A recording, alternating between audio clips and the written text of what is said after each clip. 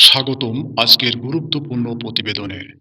আমি আবুল হাশেম শুরু করছি আজকের গুরুত্বপূর্ণ খবর দিয়ে। শিরোনাম: প্রধান উপদেষ্টাকে ৬ আন্তর্জাতিক মানবাধিকারের উদ্বেগপত্র। বাংলাদেশের প্রধান উপদেষ্টা অধ্যাপক মোহাম্মদ ইউনূসকে উদ্দেশ্য করে ৬টি আন্তর্জাতিক মানবাধিকার সংস্থা একটি যৌথ চিঠি দিয়েছে।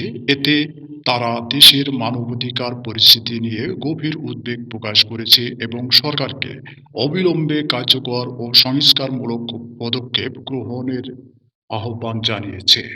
চিঠির মূল বার্তা: চিঠিতে বলা হয়েছে, মত প্রকাশের স্বাধীনতা, সাংবাদিকের নিরাপত্তা এবং নাগরিক অধিকার বর্তমানে হুমকির মুখে।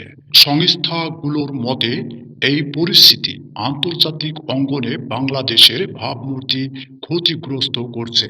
চিঠি প্রদানকারী সংস্থাগুলো হল Human Rights Committee to Protect, Journalists, সিভিকাস, Fortify Rights, Robert F Kennedy Human Rights Tech Global Institute. চিঠিতে আরও বলা হয়েছে, বাংলাদেশের সরকার যদি মানবাধিকার রক্ষায় দীর্ঘ পদক্ষেপ গ্রহণ করে তবে তা দেশের গণতন্ত্র ও আন্তর্জাতিক সম্পর্কের জন্য ইতিবাচক প্রভাব ফেলবে। উপসংহার: সংস্থাগুলো এই চিঠি ইতিমধ্যে আন্তর্জাতিক মহলে আলোচনার বিষয় হয়ে উঠেছে।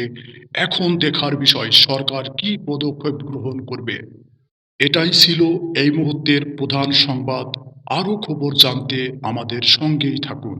ধন্যবাদ।